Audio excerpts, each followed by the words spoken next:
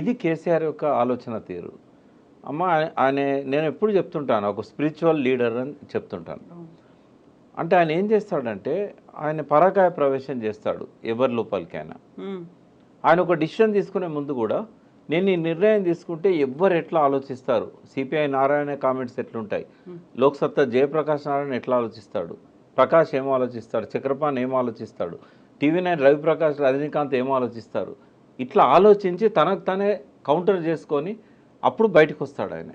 అందుకే ఎవరమైనా రోజుకు 60,000 ఆలోచనలు వస్తాయి మనుషులకి, ఎవరికైనా 60,000 ఆలోచనలల్లో 48,000 క్వాలిటీ ఆలోచనలు కాదు, మనకు అవసరం లేని అనవసరమైనవి ఎక్కడెక్కడనో మన మెదడు ప్రయాణించి అవన్నీ చేస్తాయి, టైం వేస్ట్ అండ్ శరీరాన్ని పాడు చేసేటివి కూడా. మనకు అవసరం లేని ప్రొడక్టివ్ ఆలోచనలు మాత్రం ఓన్లీ 12,000. అయితే ఆ 12,000 ఆలోచనలు మనల్ని ఏకాగ్రత లేకుండా చేస్తాయి. ఒక 1 మినిట్ 2 మినిట్స్ కంటే ఎక్కువగా మీరు నా దిక్కే చూస్తుంటారు, మీ కళ్ళు చెవులు ముక్కు ముఖం అంతా నా దిక్కే ఉంటుంది, కానీ నేను మెదడు మాత్రం ఎక్కడో ఉంటుంది. ఇంకా నేను మాట్లాడే మాటలకు రిలేటెడ్ అంశాల మీద తిరుగుతూ ఉంటుంది, నెక్స్ట్ అడిగే ప్రశ్న మీద తిరుగుతూ ఉంటుంది. కానీ కేసీఆర్ అట్లా కాదు.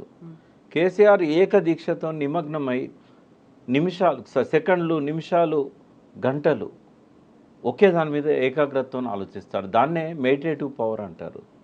ఆయన ఆశ్రమాలకు పోయి మెడిటేషన్ చేయడు, కానీ ఆ ఏకదీక్షతో ఆలోచించడం, ఒకే దాని మీద ఫోకస్ చేయడం అనేది ఒక అద్భుతమైన ఆధ్యాత్మిక ఏమంటారు దాని ప్రాసెస్. అయితే ప్రకాష్ గారు ఇప్పుడు అంత ఆలోచన చేస్తున్నారు, ఎక్కడెక్కడ ఏమవుతుంది, దానికి సంబంధించి వచ్చేటువంటి రిపర్కేషన్స్ ఏంటి, ఇవన్నీ ఆలోచించినప్పుడు ఇక్కడ అన్ని బోల్డ్ అని ప్రశ్నలు కనిపిస్తున్నాయి. నెక్స్ట్ ఏం జరుగుతుంది, ఎంతమంది వెళ్తారో, ఆపే ప్రయత్నం ఏమన్నా జరుగుతుందా, ఆ తర్వాత బీఆర్ఎస్ భవిష్యత్తు ఏమవబోతుంది, ఎంతమంది, ఇన్ని రకాల క్వశ్చన్స్ ఉన్నాయి. అన్నీ ఆలోచన చేసుకుని అక్కడే ఉంచుకుంటే మనకి ఎలా తెలుస్తుంది అసలు ఏం జరుగుతుంది అనేది, ఎవరికైనా ఏం అర్థమవుతుంది? ఆయన మెంటల్గా ప్రిపేర్ అయ్యాడు, ఎవరు మిగిలరు, ఉద్యమ కాలంలో తనతో ఉన్న వాళ్ళే మిగులుతారు. ఇప్పుడు ఎవరైతే ఊగిసలాడుతున్నారో వాళ్ళు అటే మొగ్గు చూపుతారు. ఎందుకంటే గెలిచిన వాళ్ళకు కొన్ని రెస్పాన్సిబిలిటీస్ ఉంటాయి. ఫస్ట్ రెస్పాన్సిబిలిటీ ఏంటంటే కేసీఆర్ గవర్నమెంట్లో విపరీతంగా పనులు చేయించారు, బిల్లులు పెండింగ్ ఉన్నాయి, పోచారం పోవడానికి ప్రధాన కారణం అది. కొన్ని కోట్ల రూపాయల డబ్బులు ప్రతి గ్రామంలో సర్పంచులకు, పార్టీ నాయకులకు రకరకాల పనులు ఇచ్చారు, బిల్లులు ఇవ్వలేదు. కేసీఆర్ కనుక ఎలక్షన్ల ముందే వీళ్ళందరి బిల్స్ సెటిల్ చేసి ఉంటే పోచారం పోయేవాడే కాదు. ఇట్లాంటి ప్రధాన సమస్యలు సంజయ్ కూడా బిల్లుల కోసం పోయాడు. ఆయన డాక్టరు, ఆయన సేమ్ సామాజిక వర్గం, ఆయన పోవడానికి ఇంకో కారణమే లేదు, కేవలం బిల్లులు.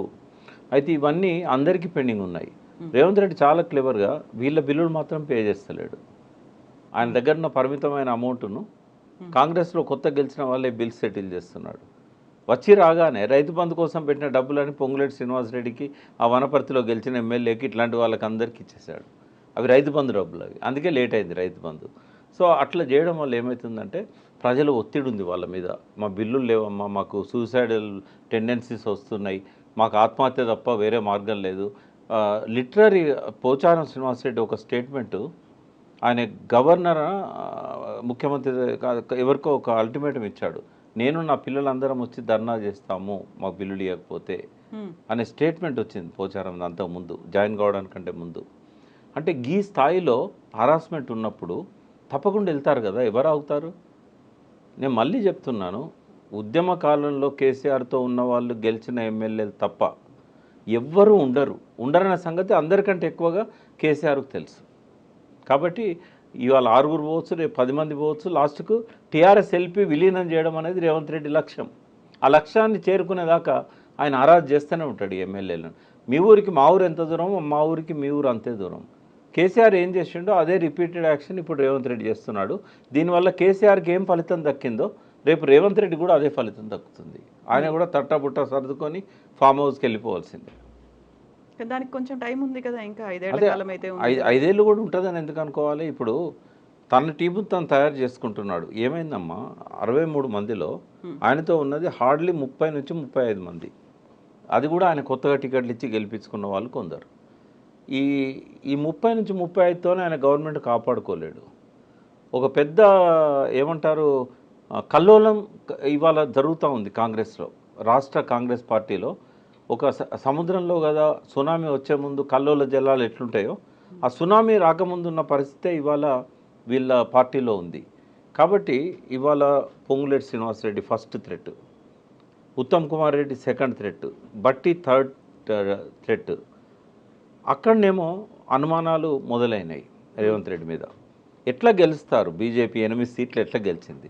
అందులో 4 సీట్ల మీద వాళ్ళు ఎంక్వైరీ చేసినట్టయితే ఖచ్చితంగా రేవంత్ రెడ్డి బీజేపీలో 4 సీట్లను గెలిపించాడనేది రుజువులు దొరుకుతాయి. ఈ పరిస్థితుల్లో ఒక ట్రస్ట్ అనేది ఉండదు రేవంత్ రెడ్డి మీద. అవసరానికి వాడుకుంటారు రేవంత్ రెడ్డిని. ఏదో ఒక రోజు రేవంత్ రెడ్డి ప్లేస్లో ఇంకొక చీఫ్ మినిస్టర్ వస్తాడు. ఆ పరిస్థితి వస్తుందని రేవంత్ రెడ్డి తెలుసు, ఆ పరిస్థితి వస్తుందని రాహుల్ గాంధీ తెలుసు, ఆ పరిస్థితి తీసుకొచ్చే వాళ్ళకు కూడా తెలుసు. ఆ పరిస్థితి వచ్చినాడు ధిక్కరించి కాంగ్రెస్ను, తనతో వచ్చిన టీఆర్ఎస్ ఎమ్మెల్యేలని, బీఆర్ఎస్ ఎమ్మెల్యేలని, తను టికెట్లు ఇచ్చిన ఎమ్మెల్యేలను తను 65, 62, 63 దాకా కాపాడుకోవాలి. కానీ బిగ్ డ్రీమర్ రేవంత్ రెడ్డి. ఆయన 70, 80 దాకా తన సంఖ్యను తీసుకుపోవడానికి ఎవరితోనైనా అండర్స్టాండింగ్కి వస్తాడు. ఇవాళ చంద్రబాబును దించాడు, రేపు మోడీతో ఉన్న సయోధ్యను ఉపయోగించుకొని ఆ బీజేపీ 8 మంది ఎమ్మెల్యేలను కూడా తీసుకొస్తాడు. ఆ ఈడీని, సిబిఐని తనకు దరికి రాని ఎమ్మెల్యేల మీదకి పంపిస్తాడు. ఏదైనా జరగవచ్చు. ఇప్పుడు ఏదైనా జరగవచ్చు. రేవంత్ సర్కార్కి కావాల్సినటువంటి ఆ మద్దతు ఎమ్మెల్యేల దగ్గర నుంచి లేదు అనుకున్నప్పుడు కేసీఆరే ఒక రకమైన స్ట్రాటజీని ఉపయోగించి తనకున్నటువంటి ఈ ఎక్స్పీరియన్స్ ఇంతకాలం జరిగిందంతా చూసిన తర్వాత ఆ దిశగా ఎందుకు ఆలోచించలేకపోయారు మరి? కేసీఆర్కి ఇప్పుడు ఒక మంచి సమయం దొరికిందమ్మా. ఆయన ఒకటి ఫస్ట్ హెల్తీగా ఉండడానికి రిలాక్స్ కావాల్సిన అవసరం ఉంది. రెండవది మళ్ళీ లేవడానికి వాళ్ళు ఏమంటున్నారు, వాళ్ళ పార్టీ వాళ్ళు ఫీనిక్స్లో నుంచి కేసీఆర్ మళ్ళీ లేస్తాడు ఒక పక్షిలాగా, ఫీనిక్స్ పక్షిలాగా. నేనేమంటున్నా, అంత అధ్వాన్నమైన పరిస్థితి మీకు లేదు బాబు, బూడిద కాలేదు మీరు. ఇవాళకి మీకు గ్రామాలలో వార్డు మెంబర్ల దగ్గర నుంచి జిల్లా పరిషత్ చైర్మన్ల దాకా పటిష్టమైన లీడర్షిప్ ఉంది, 60 లక్షల మెంబర్షిప్ ఉంది, క్రియాశీలక కార్యకర్తలు ఉన్నారు. చేసిన తప్పేందంటే వాటిని అనుసంధానం చేయలేదు. ఒక దారం సూది పట్టుకొని పూలన్నీ వెతుక్కుంటూ కొచ్చుకుంటూ పోయినట్టయితే కేసీఆర్కి ఒక అద్భుతమైన మాల ఏర్పడుతుంది, లీడర్షిప్ మాల. ఆ పని చేయడానికి ఇప్పుడు ఆయనకు ఆ విశ్రాంత సమయాన్ని ఉపయోగించుకున్నట్టయితే ఒక్కటి గుర్తుపెట్టుకోండి, కేసీఆర్ బలం ఎమ్మెల్యేల స్ట్రెంత్లో లేదు, కేసీఆర్ బలం ఎమ్మెల్సీలలో లేదు. కేసీఆర్ బలం ప్రజల లోపల రేకెత్తుతున్న కొత్త ఆలోచనలు, పశ్చాత్తాపం లోపల ఆయన బలం ఉన్నది. ఇవాళ జేకొట్టిన చేతులే ఇవాళ నిరుద్యోగుల పిడికిళ్ళై బిగిస్తున్నారు. ఏ బొగ్గు గనులలోనైతే 100% ఓట్లు కాంగ్రెస్కి వచ్చినాయో ఒక్క సీటు కూడా రాలేదు బొగ్గు గనుల ప్రాంతంలో. ఆ బొగ్గు గనుల లోపలనే ఇవాళ మంట మండుతున్నది, గనులు వేలం వేసినందుకు. రైతుల లోపల అసంతృప్తి కాళేశ్వరం నీళ్లను ఏసంగి పంటలకు ఇవ్వకుండా మార్చిన నాడే మొదలైంది. మళ్ళీ ఆత్మహత్యల దిక్కు సమాజం పోతున్నది, చేనేతకారుల ఆత్మహత్యలు పెరుగుతూ ఉన్నాయి. ఇవన్నీ కేసీఆర్ బలం అమ్మ. ఈ ప్రజల లోపల వస్తున్న అయ్యో మేము తప్పు చేశామనే ఒక పశ్చాత్తాపం, అది 1% ప్రజల్లో ఉన్నా కూడా అందులో కేసీఆర్ బలం ఉంది. నిరాశ నిస్పృహల్లో కేసీఆర్ బలం ఉన్నది. అయ్యో కేసీఆర్ ఉన్నప్పుడు ఇట్లా జరగలేదే అనే ఆలోచనలల్లో కేసీఆర్ బలం ఉన్నది. ఆలోచనలే పెట్టని కోట. నేను ఇంకా కొంచెం పోయిటిక్గా చెప్తాను. తొలి సంధ్య వేళలో తన కిరణాలతోని వెలుగులు పంచి మండు టెండల్లా కొలిమిలాగా మారి అస్తమిస్తున్న సూర్యుడు రేవంత్ రెడ్డి. మసక చీకట్లు తొలగిపోతుంటే సూర్యోదయం అడుగులేస్తున్నవాడు కేసీఆర్. కాబట్టి భవిష్యత్తు కేసీఆర్ తప్ప భవిష్యత్తు రేవంత్ రెడ్డి కాదు. అయితే ఇప్పటికి ఉన్న వాళ్ళందరూ వెళ్ళిపోయిన తర్వాత, ఎమ్మెల్యేలందరూ వెళ్ళిపోయిన తర్వాత, గతంలోనే ముందు నుంచి టీఆర్ఎస్ పార్టీ కోసం పనిచేసినటువంటి కార్యకర్తల్ని నాయకులుగా ఎదవనివ్వలేదు, లేకుంటే వాళ్ళకి సరైన అవకాశాలు ఇవ్వకుండా పక్క పార్టీల నుంచి తెచ్చుకున్నారు అనుకున్నప్పుడు అక్కడ ఒక అసంతృప్తి ఉంది. ఇక్కడ నుంచి వెళ్ళిపోతున్న వాళ్ళలో ఇక్కడ ఒక గ్యాప్ అనేది కూడా ఏర్పడుతుంది. దీన్ని ఎలా ఫీల్ చేసుకుంటారు? మీరు అన్నట్టుగా ఇప్పటికే అయితే ఫామ్ హౌస్కి వచ్చిన వాళ్ళని కలుస్తున్నారు, అంతకుమించి పెద్ద కార్యాచరణ ఏమీ కనిపించట్లేదు. ఇవన్నీ అన్నప్పుడు మళ్ళీ తిరిగి ఆ బలాన్ని ఎలా పునరుద్ధరించుకుంటారు? ఒకటి, తను చేసిన తప్పులను సమీక్షించుకోవడానికి ఇది ఒక మంచి సమయం. ఆ తప్పులను ఎవరైతే బాధితులు ఉన్నారో వాళ్ళతో పంచుకోవడానికి పొరపాటు జరిగింది, ఇప్పటి నుంచి మనం మంచిగా పోదాం, నేను మళ్ళీ అటువంటి రిపీట్ చేయను అనే ఒక విశ్వాసాన్ని, నమ్మకాన్ని ఆ క్యాడర్లో కలిగించాల్సిన అవసరం ఉంది. రాజకీయాల్లో ఎవరు పనికిరాని వాళ్ళు కాదు, క్రికెట్లో ఏ బాల్ కూడా పనికిరానిది కాదు. ప్రతి బాల్ను అవసరమైతే ఉపయోగించుకునే విధంగా బ్యాట్స్మెన్ సిద్ధంగా ఉండాలి. ఇక్కడ కూడా ఒక లీడర్ అనేవాడు చిన్న గడ్డి పొరక లాంటి ఒక చిన్న గ్రామీణ స్థాయి వ్యక్తిని కూడా దూరం పెట్టకూడదు. ఆయన చేసిన తప్పది. మానవ సంబంధాలు దానికి సంబంధించిన అంశాలలో ఆయన చాలా తప్పులు చేశాడు. అంటే relationship is key to the success అంటారు. ఎగ్జాక్ట్లీ రిలేషన్షిప్ అనేది ఆయన మెయింటైన్ చేయలేదు ఎవరితో.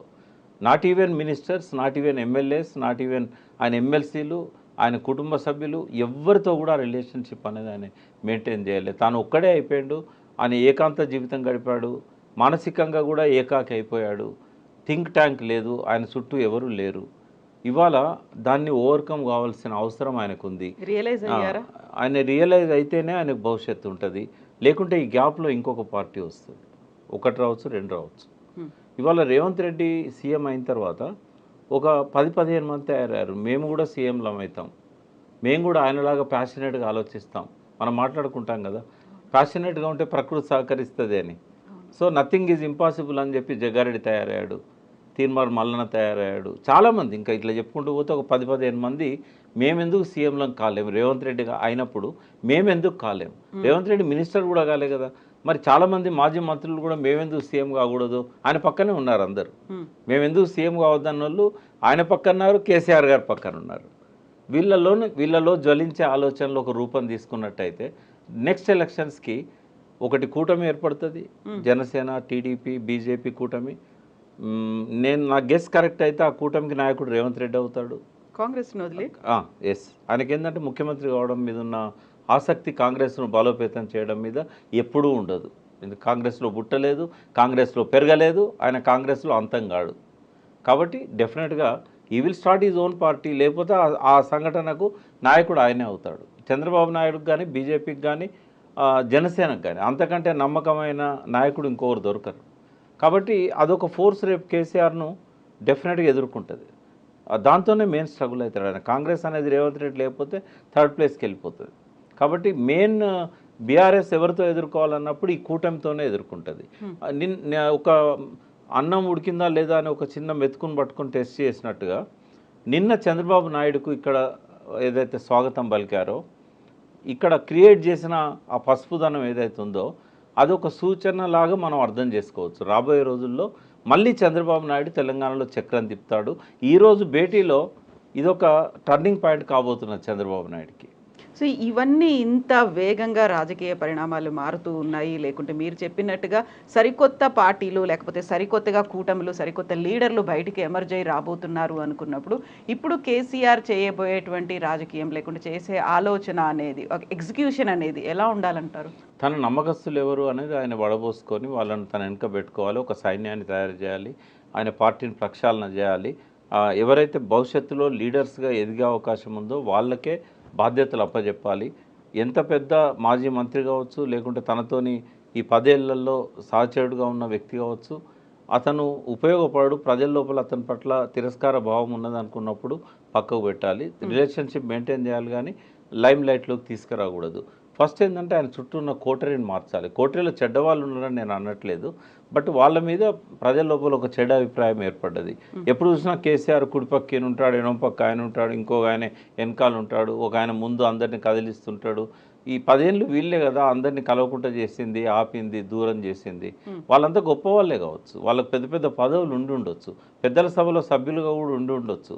బట్ ఇవాళ భవిష్యత్తు కోసం కొంచెము లైమ్ లైట్లో ఉండకుండా వాళ్ళని వాళ్ళు లో ప్రొఫైల్లో పెట్టుకోవాలి, లేకపోతే ఈయన పెట్టాలి వాళ్ళను. తర్వాత ప్రజల లోపల అభిమానం ఉన్న ప్రజలను మెప్పించగలిగిన కోటరీని ఆయన క్రియేట్ చేసుకోగలగాలి. జరిగిన తప్పులను సమీక్షించుకొని మళ్ళీ బలోపేతం కావాలి.